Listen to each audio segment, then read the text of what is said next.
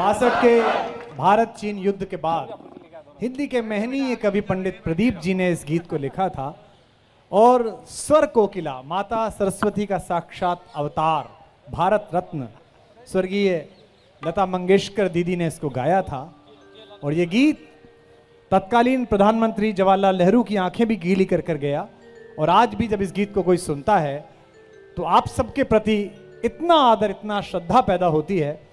आप सब में हर व्यक्ति को मैं कलेजे से नहीं लगा सकता, आप में से जो लाखों की हमारी ये सैन्य शक्ति है सबको सूचना नहीं दे सकता, लेकिन आज इस कैमरे के माध्यम से, इंडिया टीवी के माध्यम से सशस्त्र सीमा बल के आप सब मित्रों के सामने मैं ये कहना चाहता हूं कि आप अपने घरों से दूर तो रहते हैं, लेकिन आप अकेले नहीं रहते।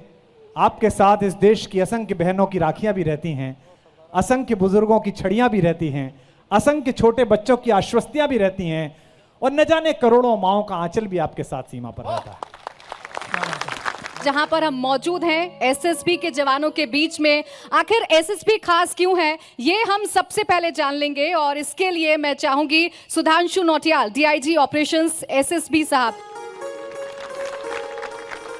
हमारा जो बल का ध्येय वाक्य है वो है सेवा, सुरक्षा और बंधुत्व।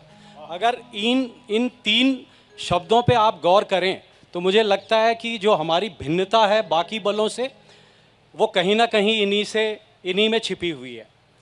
दूसरे तौर पे बोलूं तो जो जिम्मेदारी सशस्त्र सीमा बल की है, हमारे मित्र राष्ट्र जो नेपाल और भूटान हैं उनके इंटरनेशनल बॉर्डर को सिक्योरिटी देना और सिक्योरिटी की भावना को वहाँ पे उत्पन्न करना, ये हमारा प्राइमरी मैंडेट है।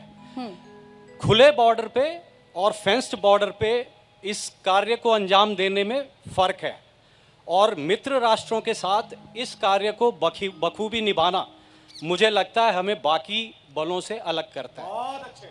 धन्यवाद।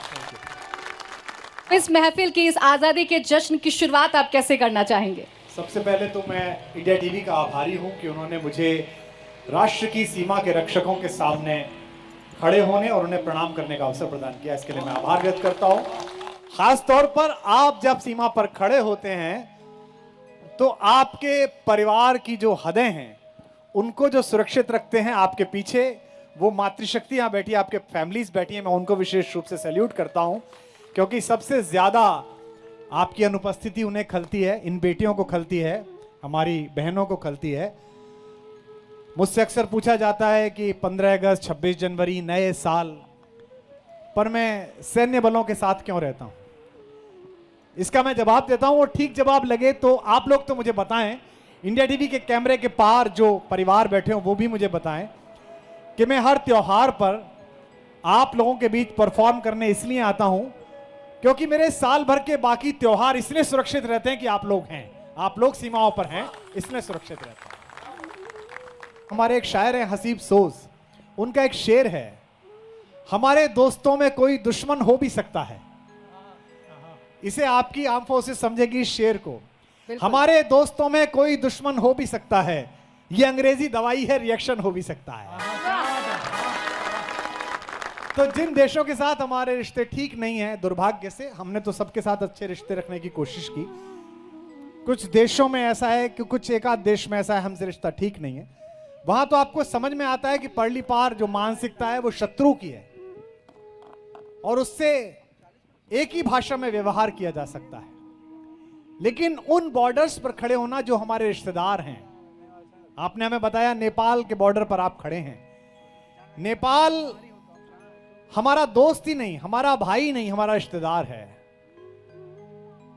मैं आस्तिक हूं, हिंदू हूं, भारतीय हूं।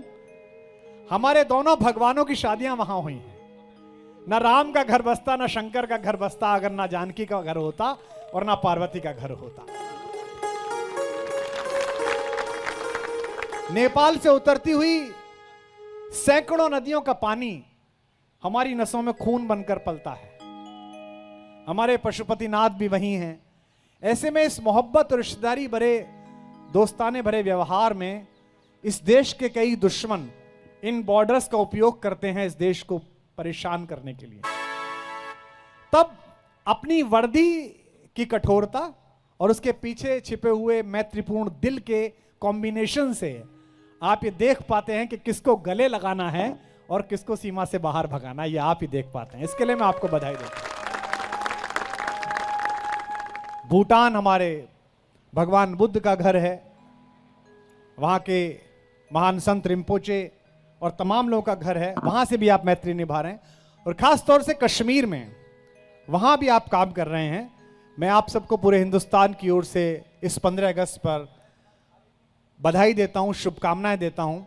और आपके साए तले आज़ादी ने अपना 75वां जश्न मनाना शुरू किया है, इसके लिए भी मैं आपको सैल्यूट करता हूँ, आपको प्रणाम करता हूँ। बिल्कुल, देखिए चूंकि जिक्र सीमाओं का हो रहा है, बार बार जिक्र कश्मीर का हो रहा है, तो हम ये भी जानेंगे कि ये जो फोर्स है, ये जो जवान हैं, कश्मीर में इनकी क्या भूमिका रहती है, कश्मीर में किस तरीके से तैनाती रहती है। और इसके लिए Sunil Kumar ji, commandant 25th battalion SSB।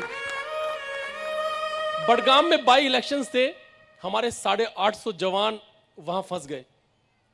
कुछ पता नहीं है, पोलिंग पार्टी बूथ छोड़कर भाग गई, बाहर से पेट्रोल बम फायर हो रहे हैं, मशीन गन से फायर हो रहे हैं, गोलियों की बौछार हो रही है, फिर भी हमारे जवान, मैंने जवानों से बोला तुम कैसे हो, बोला सर हम ठीक हैं, लेकिन हमें पोलिंग ड्यूटी मिली है, हम ईवीएम को छोड़कर नहीं भागेंगे। वाह क्या बात है। हम जब उनको निकालने गए, हमें मालूम नहीं था कि हम वापस आएंगे कि नहीं आएंगे, पर भगवान की मेहर थी, भगवान का आशीर्वाद था, इस देश का आशीर्वाद था, इस तिरंगे का आशीर्वाद था कि हम सब सुरक्षित वापस आए। इंडिया टीवी हर वक्त हर जगह डाउनलोड करने के लिए सर्च करें India TV news Google play store या ऐप स्टोर पर।